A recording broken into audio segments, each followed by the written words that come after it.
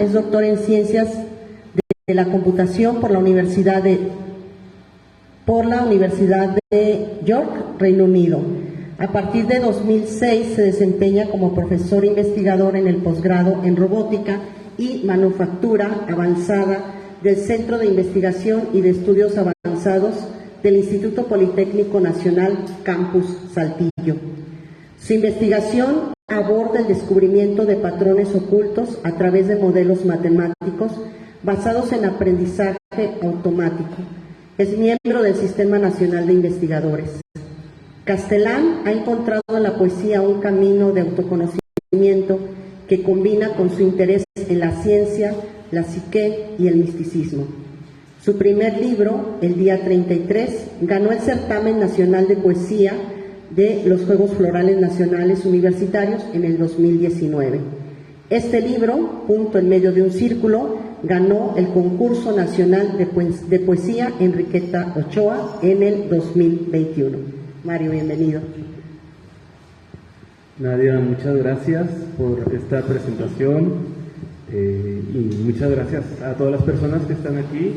Te agradezco su presencia y bueno, pues aquí estamos para presentar este libro, Punto en medio de un círculo. La verdad es que estoy muy emocionado. Este libro representa un descubrimiento en mi vida. De hecho, todavía estoy descubriendo qué está pasando con esta poesía y sobre todo que para mí es un gran honor que el libro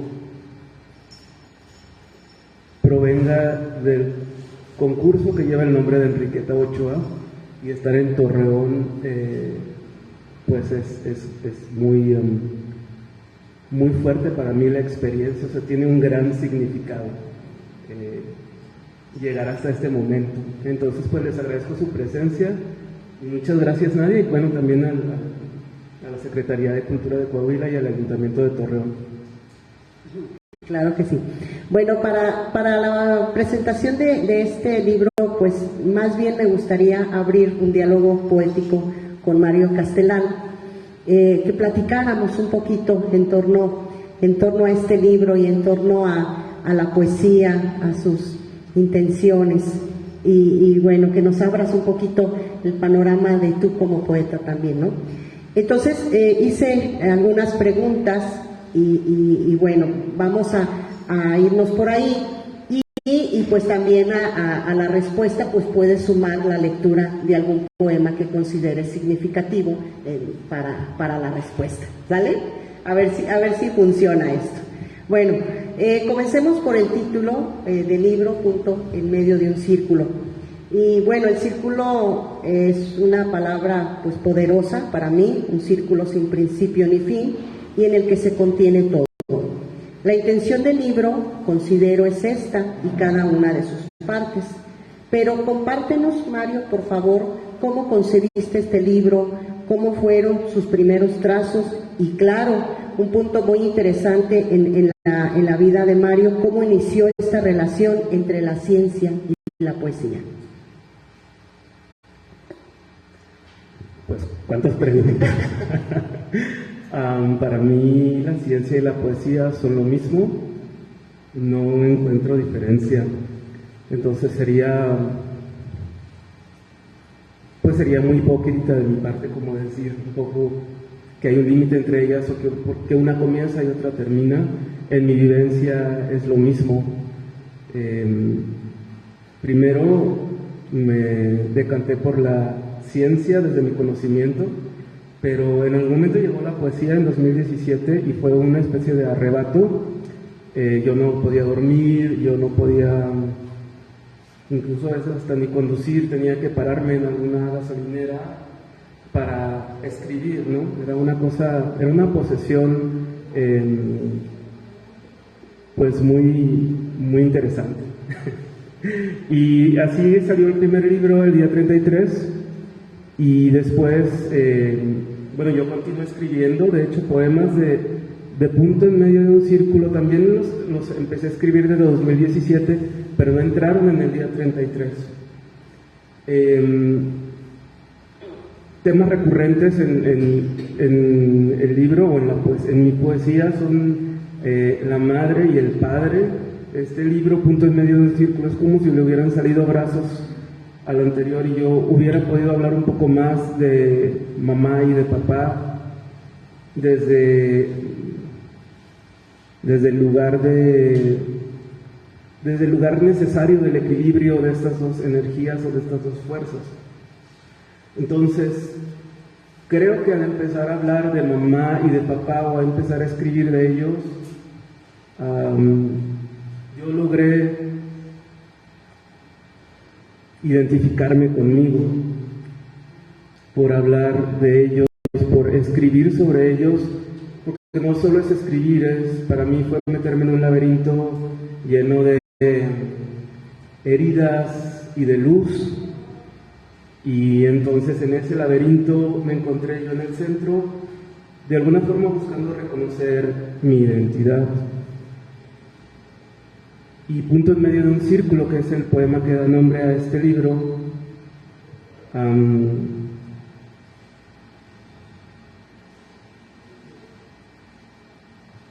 pues representa para mí algo muy, muy importante, porque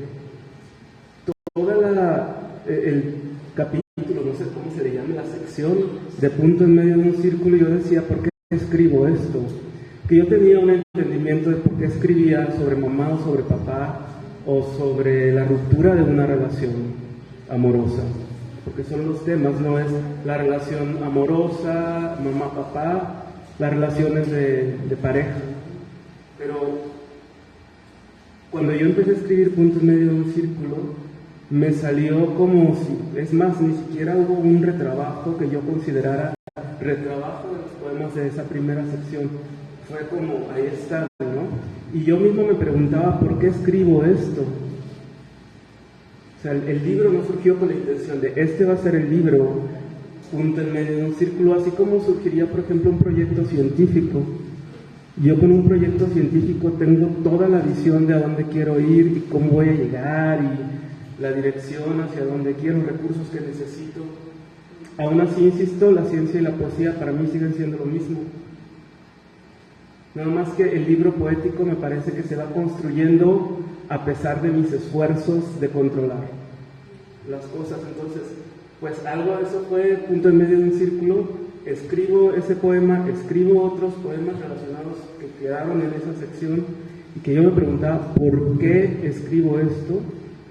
Que el detonante de lo que escribí, de cómo se ve el Punto en Medio de un Círculo, se los comparto. Fue el prólogo de un libro de Rudolf Steiner sobre música, que además ese libro yo ni siquiera lo estaba buscando, llegó a mis manos en una librería esotérica del Monte Shasta y Adrián, mi marido aquí presente, me dice, mira, Rudolf Steiner, ¿te gusta Rudolf Steiner? ¿No? Me interesa la antroposofía. Entonces dije,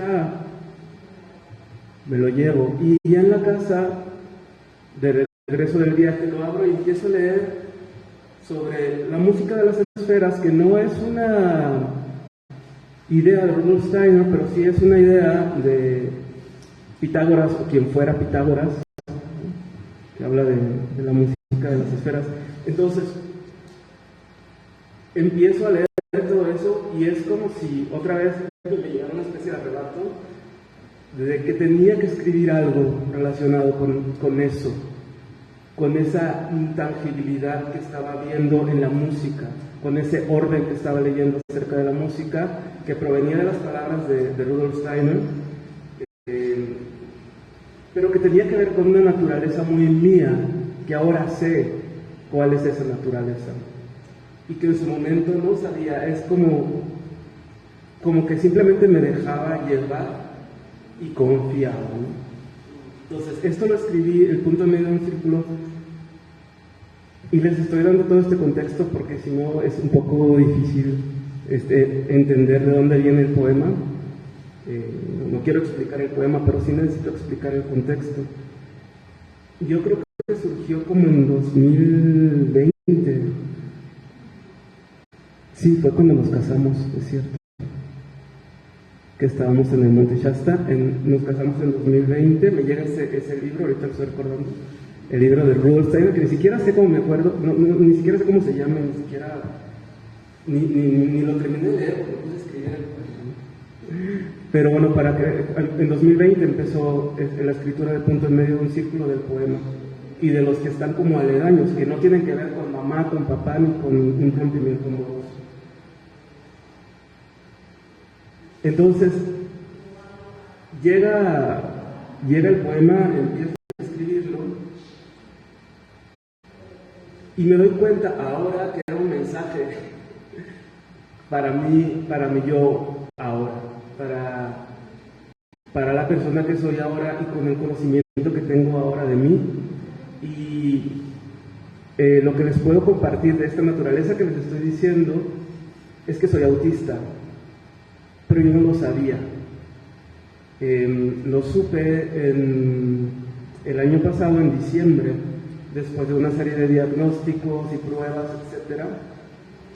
En mi idea, o probablemente en la idea de muchos de ustedes, pues el autismo tiene que ver con un niño que no puede hablar, que está en una esquina, o no sé, algo así. Era mi idea bastante ignorante del autismo, la verdad. Entonces, cuando yo recibo un diagnóstico de autismo, pues me quedo un poco como, primero feliz, porque entendí que llevaba 44 años de mi vida queriendo ser algo que no era. O sea, queriendo como adaptarme o encajar en algo que no, una forma de procesar el mundo que no es mi forma de procesar el mundo. Y entonces entendí el punto en medio de un círculo, porque ese punto en medio de un círculo es mi necesidad de estar en mi burbuja, de ser ese punto que está, no puedo decir que es mi mundo, porque yo estoy en el mundo que todos, es nuestro mundo, no es mi mundo, pero sí es una forma en donde yo percibo, también en eso estamos hablando de la percepción, de la luz, de la percepción, de cosas que parece que van en cámara lenta, y que sé que así las percibo, pero que yo pensaba que todos percibían lo mismo. O sea, yo decía, todos ven esto, todas las personas perciben, tienen esta sensorialidad que yo tengo, y a veces, pues, y generalmente yo pensaba que yo pues era muy rígido, de muchas formas, ¿no? O sea, realmente todo se iba al autojuicio, incluso ese autojuicio, una forma de odiarme constantemente por ser distinto. Y punto en medio del círculo es una forma de amarme y de reconocer que es necesario ser mi yo auténtico para poder amar a otros también. De lo contrario sería un ejercicio desafortunado,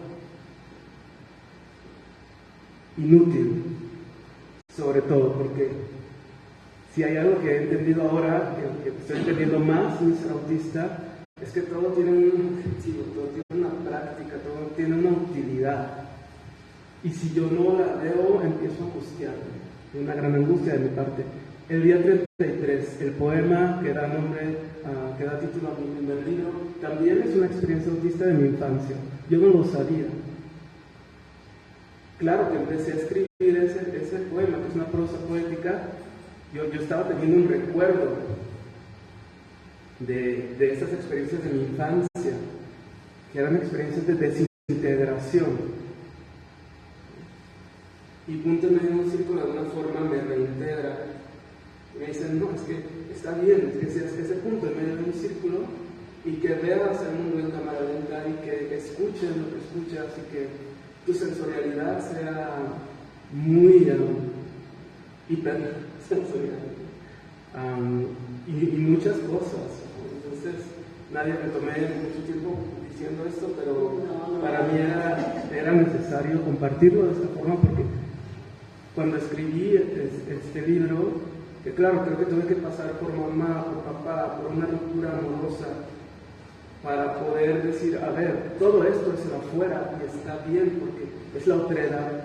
No voy a pelear con la otredad, no veo su luz y veo su oscuridad, y amo esta parte de mi vida también, pero esto soy yo. Soy este punto en medio de este Y entonces, Nadia, si me permites, leo el poema. Adelante, adelante, porque quiero hacerte una pregunta que va muy relacionada con lo sensorial y con esto que acababas de hablar. Adelante.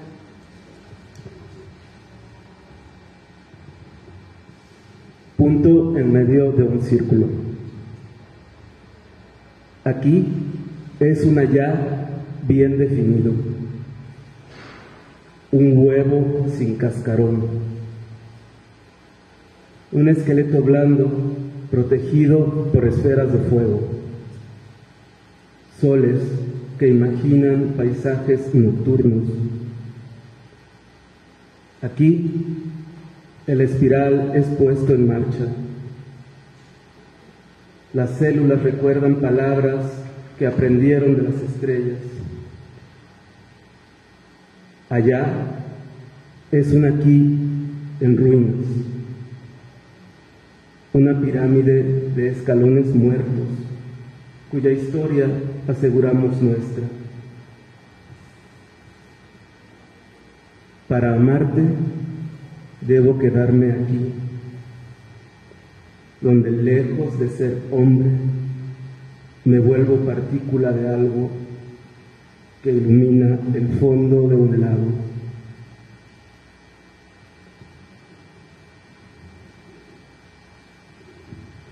Voy a pasar a otra pregunta muy relacionada incluso con el poema. Mientras releía tu libro, me quedé pensando en qué tipo de poeta eres. ¿Poeta de la vista o del oído? Jorge Guillén, por ejemplo, es un poeta de la vista. La luz está muy presente en su obra. Antonio Machado, y cito a los dos autores para establecer la diferencia, es más cercano al oído. Son vastas sus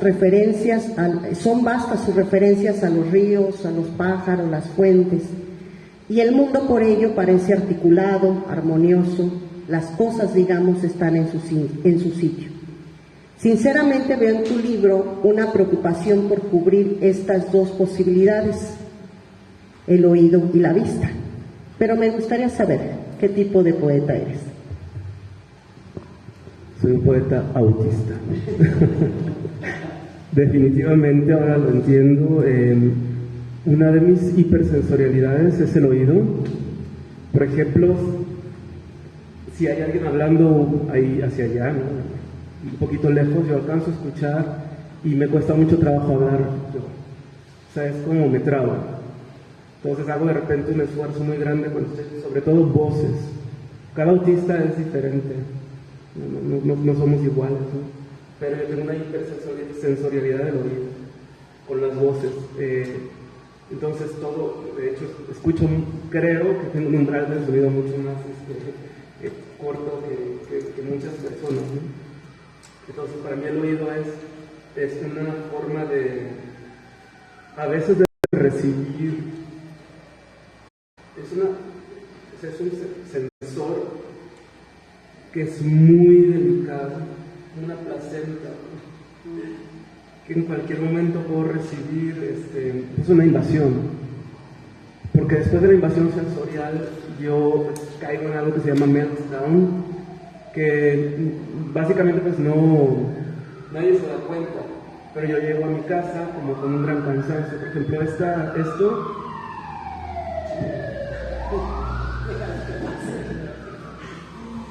la tengo que dejar pasar porque es muy invasivo. Estoy dando clases en el posgrado donde trabajo, pasa un tren y tengo que callarme. Es como si tengo que dejar que el mundo pase, que el sonido pase, porque no podemos pasar al mismo tiempo. Mi cerebro no va con ese sonido, ¿no? Entonces yo algo que he descubierto también con esta bendición que es para mí saber que soy autista ahora, es que me nutro del silencio. Ayer platicaba con Adrián y ayer o antier, no me acuerdo, pero era como si fuera un gran seno, una gran teta de silencio para mí. Yo soy un bebé y de ahí me nutro. Yo estoy convencido que no puede haber salud si no hay nutrición. Y la nutrición no es nada más la comida, ¿no? A veces creemos.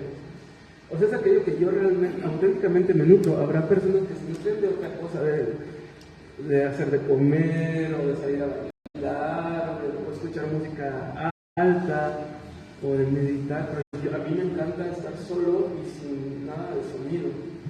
O sea, así es como yo me recargo mi batería. Entonces, regresando a esto que mencionabas, Nadia, y muchas gracias por hablar de Antonio Machado. Soy un poeta autista, ahora lo sé, antes no lo sabía. Incluso tú te has dado cuenta, tú que estuviste editando este libro, ¿no? De cómo me voy o sea, pongo bloques y los versos son al extremo. Necesito estar todo el tiempo construyendo algo. Incluso en la escritura estoy viendo bloques.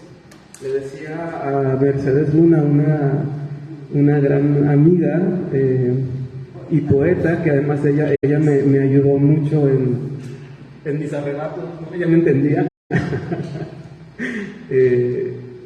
Yo le decía, es que yo siento que yo leo poetas, que leo poesía, y veo toda la continuidad de lo que escriben, o sea, los versos, todo lo veo muy continuo, muy, de repente largo, ¿no? Y yo siento que yo escribo como armando legos, o sea, como armando bloques de Lego, y es que eso soy yo. O sea, si yo intentara escribir como alguien más, pues no me saldría. O sea, no estoy cincelando la piedra para que salga un David, ¿no? O sea, yo tengo bloques de Lego y hago los poemas. Entonces, y menos de eso me decía, no, es que mira, hay muchos poetas así. Y digo, sí, pero yo siento de verdad que, o sea, cada vez que leo poesía y que me encuentro pues con grandes autores y autoras, yo me siento muy pequeño porque digo, yo soy un niño jugando con Legos. Entonces, bueno, pues sí, un poeta autista que escribe con Legos sería, ¿no? Y mi sensorialidad pues es más auditiva, no tanto visual, aunque siento que me detengo en el sonido, y de alguna forma me interesa mucho también como tema de investigación el viaje de la luz, como tema de investigación científica, las formas de aprender cómo viaja la luz en diferentes medios. Entonces también pues, eso es parte de mi ser científico y de la mente adentro aquí, ¿no? Cuando hablo de la luz en estos poemas.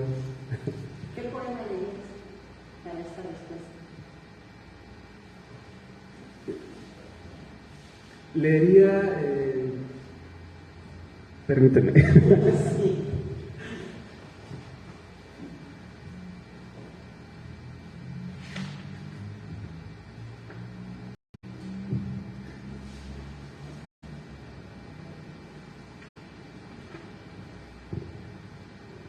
Leería que se llama A esto llamamos realidad. Es muy corto.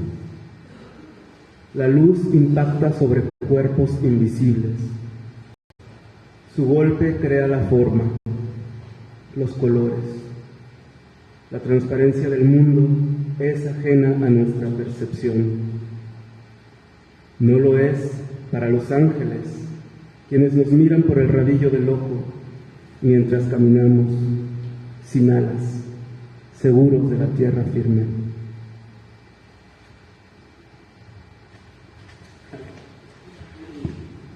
Muchas gracias. Bueno, vamos a continuar. Tocaste otro punto de una de mis preguntas. Los ángeles son otra figura importante dentro de este libro. Me viene a la memoria Nocturno a los Ángeles, de Javier Villaurrutia. Son seres terrenales y carnales, sobre todo. ¿Hay algo de esto en tus ángeles? Porque de igual manera como los de Villaurrutia viven entre nosotros y nos habitan. Me gustaría que nos platicaras sobre ese tema. Pues, ahorita que me estaba bañando antes de venir para acá, estaba pensando en Los Ángeles, y en Los Ángeles desde la perspectiva de punto en medio de un círculo, porque cuando hablo de ángeles en punto en medio de un círculo tampoco no estoy muy seguro de qué me refiero. No lo tengo como claro, esto es lo que quiero decir, o sea, que son estos poemas que les compartía, ¿no? que estaban hablando de algo que yo no sabía que estaba pasando conmigo. Entonces, mientras me bañaba, a mí me encanta sentir el agua. Aparte, creo que es como una cosa muy hipersensorial. También el agua la siento como demasiado abrazante. Es mucho lo que siento con el agua. Y entonces dije, los ángeles, el ángel o los ángeles, pues son los autistas. Y no lo digo los autistas desde el lugar romántico, tipo porno inspiracional, que no es por ahí, sería entonces, saber más que decir los autistas. Cuando hablo de los ángeles en punto en medio de un círculo, hablo de mí, de mi ser auténtico,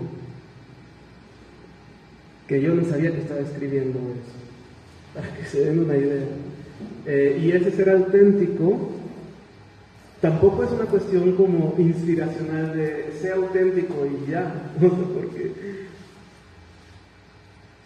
A lo que me refiero con ser auténtico, es ponerme en medio de este círculo, es pues equilibrarme, aceptar esta luz, esta oscuridad, ¿no?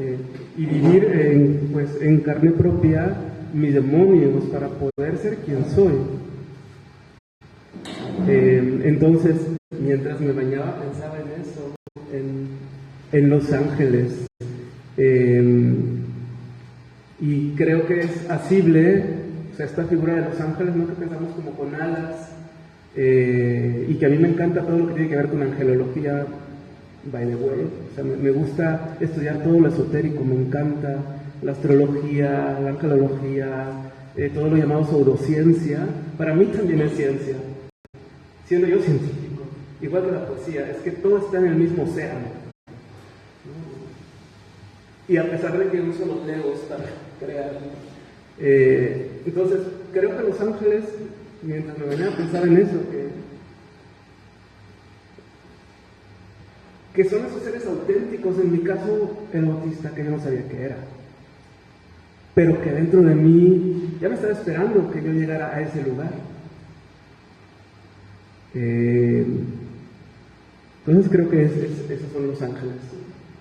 Y me gustaría leer un poema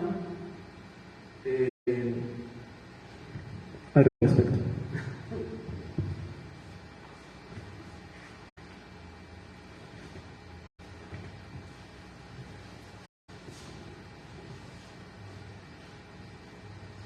El poema se llama Este mundo es la sombra de otro. Y dice: este mundo es la sombra de otro. Cada planta, cada piedra, cada objeto existen en otra dimensión. En esta percibimos el eco de cosas que suceden a los ángeles, como el gemido de un hombre al hacer el amor. Pareciera que logramos asirlo, que por un momento se queda. No es así. Lo que escuchamos es la nota final, el silencio al terminar la música de las esferas angelicales. Entonces ahí, más que hablar directamente de los ángeles que están en todos lados, también no me pude evitar poner las esferas angelicales, la música de las esferas, que está Pitágoras, ahí en esa energía, ¿no? De la música de las esferas, solo que entran los ángeles. Así es. Bueno, ya que hablas de agua, vamos a irnos al apartado. Aquí va el nombre de mi padre, que es uno de los apartados muy fuertes, muy potentes. Y el elemento del agua se hace presente, el mar. Y aquí recurro a dos autores que me gustan por el tratamiento que le dan propiamente a este mar. José Javier Villarreal nos muestra el mar de la salvación y el mar de la perdición. Y José Luis Rivas, que nos muestra el mar como paraíso, como Edén. Me refiero a sus libros Mar del Norte y Luz de Mar Abierto. Con la presencia del Padre, el hablante lírico, ¿de qué lugar nos hablas? Platícanos un poquito sobre este apartado, Mario, por favor. Pues hablo del lugar de de el niño que no asistió al entierro de su padre, porque yo vi a mi padre una vez en mi vida, a los 25 años lo conocí. Sin embargo, pues yo sentí que él me acompañó mucho mientras yo escribía. Él ya había muerto cuando yo empecé a escribir poesía, entonces yo sentía que él estaba cerca. Y algo que salió como un gran enojo es no saber dónde está su tumba y no haber asistido a su entierro. Entonces me inventé un entierro en el océano. O sea, es como... Esa fue una forma de apaciguar al Hulk que llevaba adentro, que estaba muy enojado y pues el agua me da mucho miedo, pero es mi aliada. Entonces, sin darme cuenta, empecé a escribir sobre un entierro sobre tierra, porque hablaba de gusanos y cómo, etcétera, ¿no? Lo que hacen abajo de la tierra, con los cuerpos que ya no los habita el alma.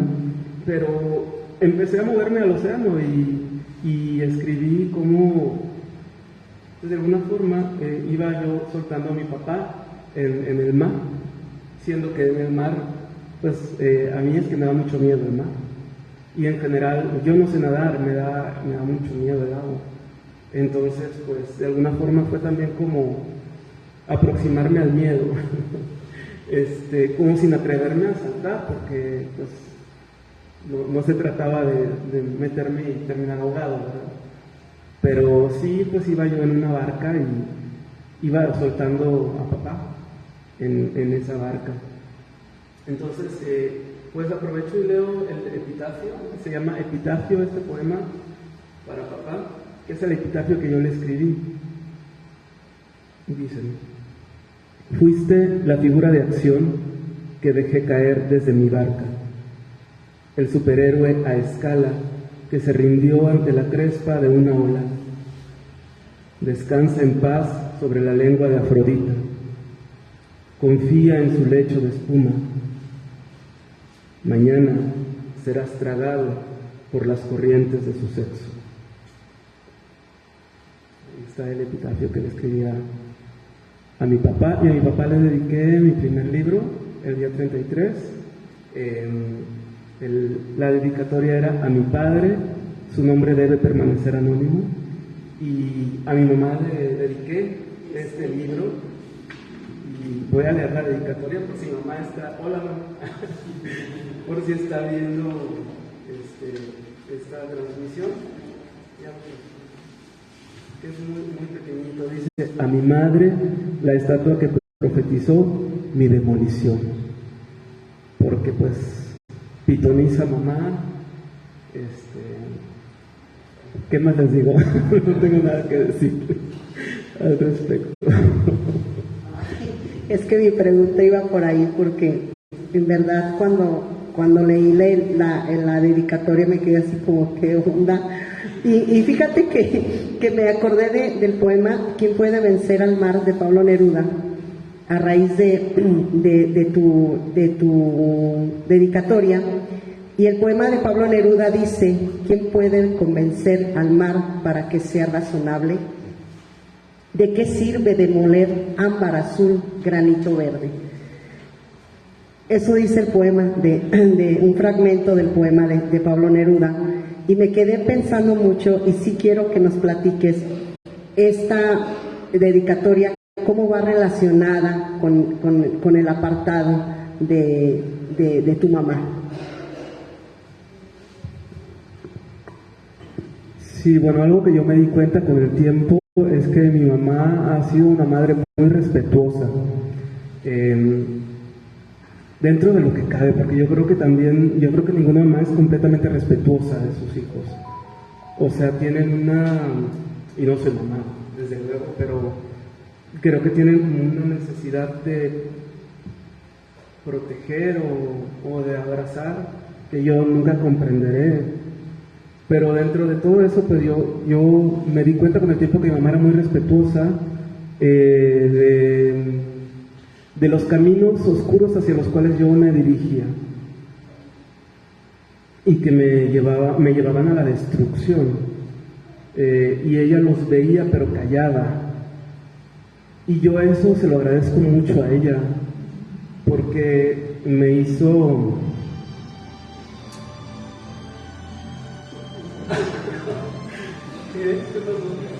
¿Una música? No se preocupe. No se apuren.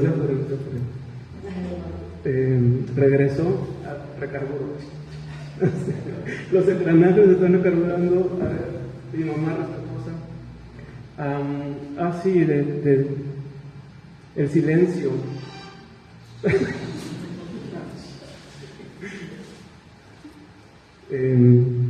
Ok, regreso. Creo que mi mamá es muy cercana a Dios por eso, porque es respetuosa de la oscuridad de uno de sus hijos. Supongo que de mi hermano también, pero no puedo hablar por la experiencia de mi hermano.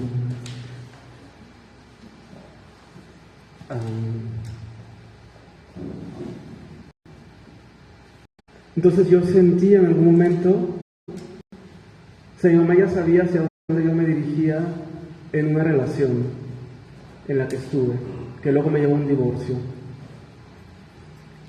Y ella lo sabía, pero fue, les digo, muy respetuosa, muy amorosa, ¿no? Yo creo que el amor es súper respetuoso, ¿no? Cuando somos conscientes. Pero yo sabía que ella lo profetizó, mi demolición, no porque me lo hubiera dicho, sino porque yo lo supe después, porque la entendí. O sea, yo sabía que ella sabía muchas cosas, pero que también sabía que lo mejor era no decirme nada, porque autista como soy, si me obsesiono con algo, voy para allá. O sea, me cuesta mucho trabajo desviarme, estoy como muy metido en el punto hacia el que quiero ir, como ese punto en medio de un círculo. Entonces, pues yo vi eso, dije, mira, ella profetizó mi demolición y estoy muy agradecido con esa profecía. Me ayudó a quererme más a mí, saber la calidad de mamá que tengo. Pues por eso salió. Y hay un apartado, así como escribo sobre cómo entierro a papá, hay un apartado que se llama Ministerio de la Maternidad. Y es, no sé, es como una forma mía de intentar entender un poco también a mi madre, ¿no? Porque, o no sé si entenderla, pero yo dije, ¿de qué forma me puedo aproximar a una figura tan enorme como la madre? Que yo siento que es algo que no, pues es como la gran herida de la humanidad y es la gran bendición de la humanidad, y el hecho de que yo no haya conocido a mi padre y haya estado pues con mi madre únicamente, ¿no? Fue como verla todavía más inmensa. Entonces digo, ¿de qué forma puedo aproximarme a esa figura? Y me encantó lo que escribieron ustedes, los jueces del libro, que dijeron, es que parece que rasga, parece como que se acerca un poquito a lo que le va a doler, pero no, sin eso significar que no es honesto emocionalmente. No me gustó mucho esa, porque sí, o sea, yo es que de verdad siento que era como rasgar. Escribir sobre mi mamá fue una cosa muy cautelosa, yo no sabía qué iba a encontrar, además de que fue escribir y fue mucho llanto y fue muchas cosas, y estos poemas sí los reescribí y los describí muchísimo, no tanto los de Los Ángeles y el punto de negocio, pero creo que porque al final cuando hablaba del punto de negocio estaba hablando de mí, pero al hablar de mi mamá, de mi papá, era como mucha reescritura. Tenía que ser muy cauteloso. Y si con mi papá fui cauteloso, con mi mamá yo creo que fui 70 veces más cauteloso, no por ella, sino por mí, porque es peligroso escribir, de hecho. Yo creo que cualquier cosa que salga de uno ya es peligroso, y está bien que sea peligroso, porque la vida está llena de cosas que no podemos controlar. Entonces, ¿te parece, Nadia? Si leo algo, a ver,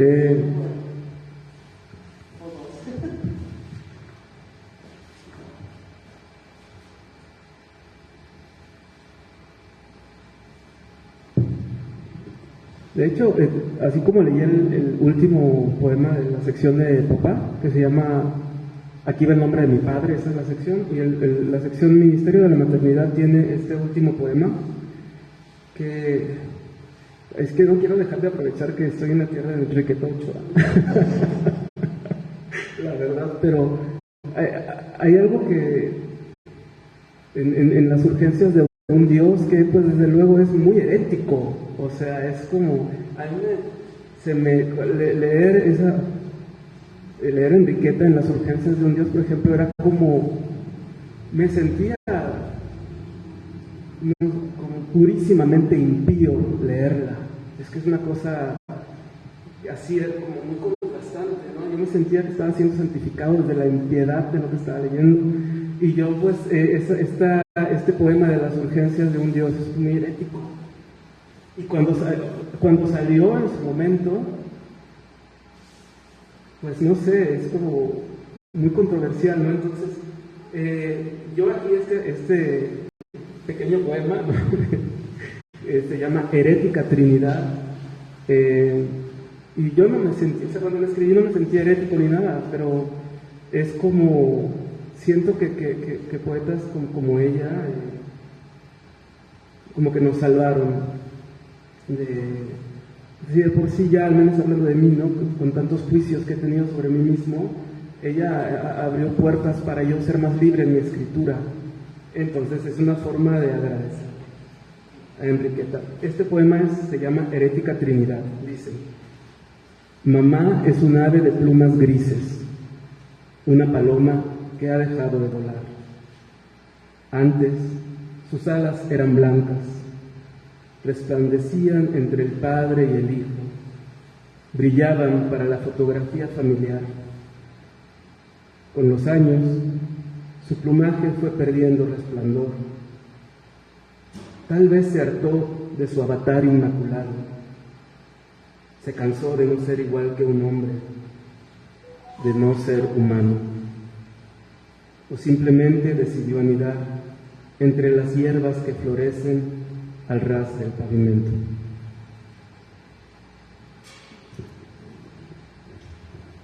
Muy bien, Mario. Quiero cerrar con una última pregunta para dar paso a las preguntas del público. Y en la parte ya final del libro nos encontramos un verso, unos versos que dice: aún juegas, lames mi piel, mientras yo pretendo sonreír.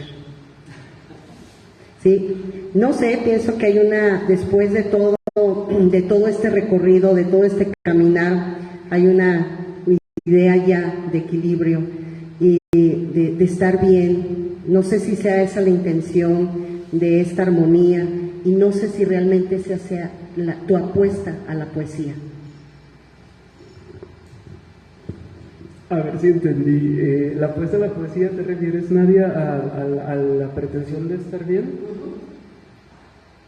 Yo creo que yo no. Lo último que quiero ya, después de que sé que soy autista, es pretender absolutamente nada.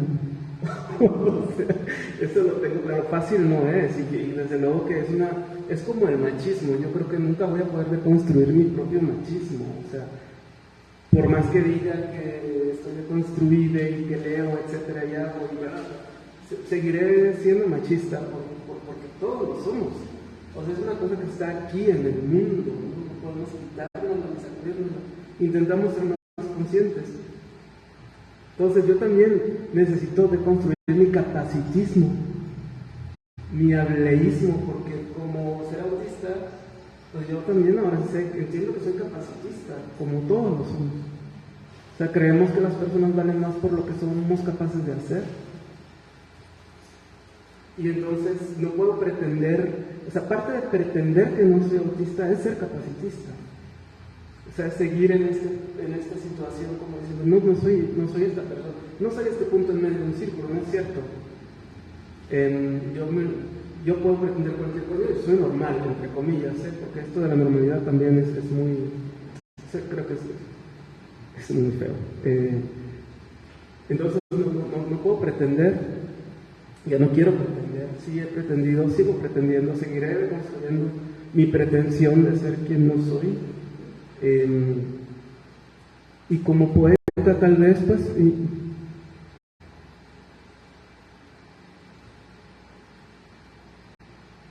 pues ser un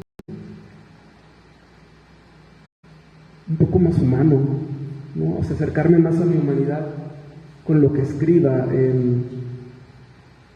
Yo creo que es eso, porque la poesía es un ejercicio de equilibrio, pero también de humildad con los propios límites, creo, para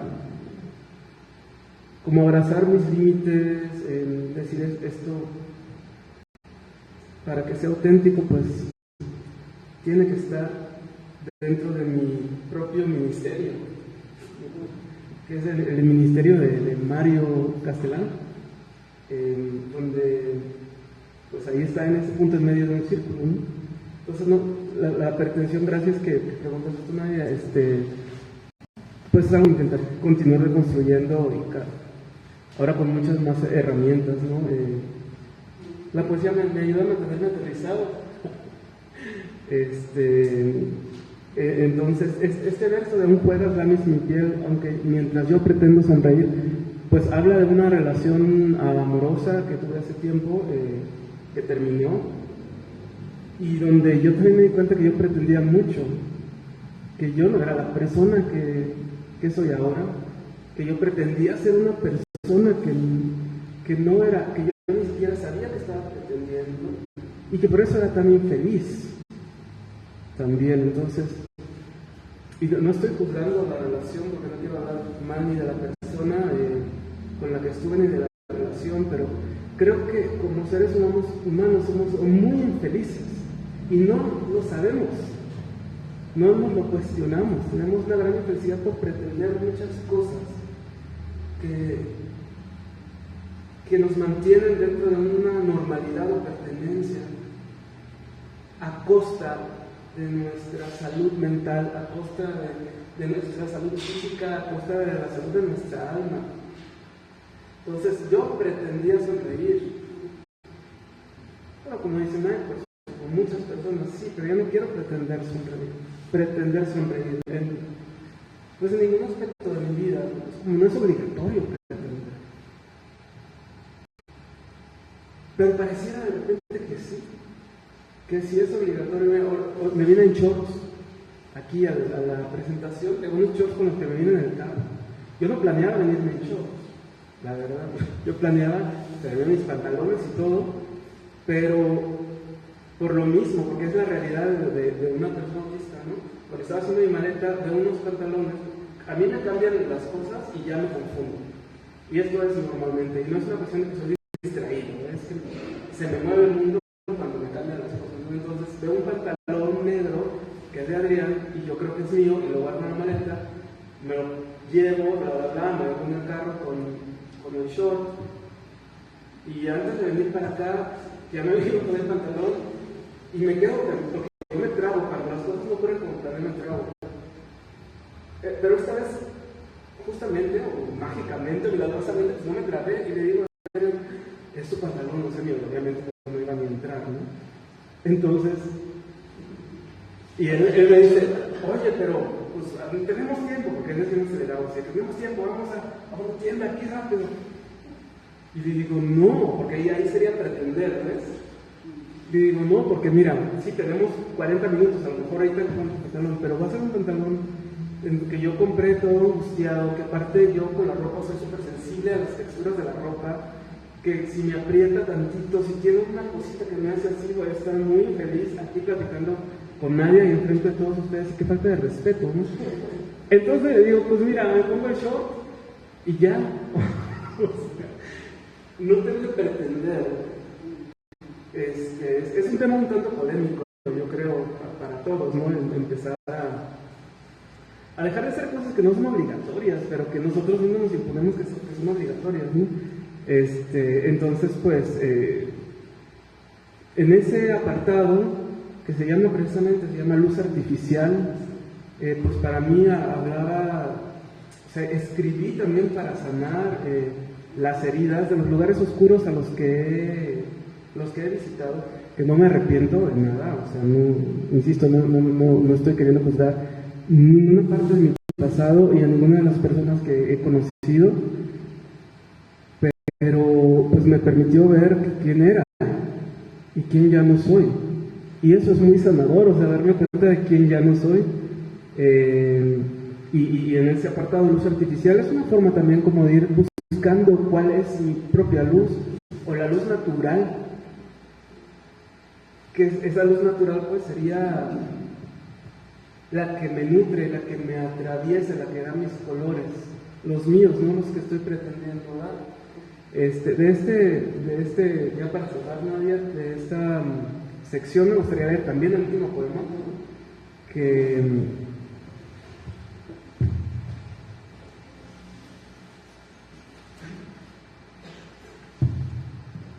que precisamente este poema es como un cierre de esperanza.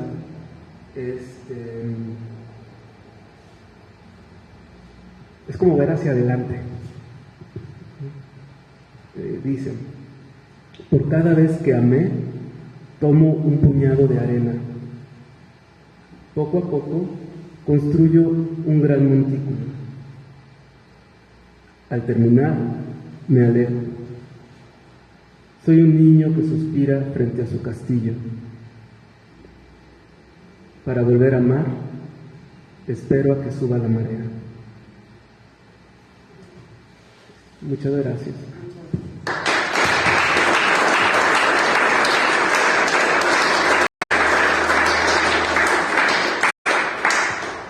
Bueno, abrimos espacio para las preguntas del público. Aprovechemos a Mario.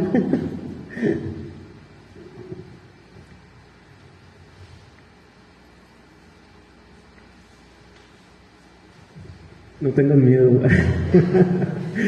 Siempre soy muy intenso.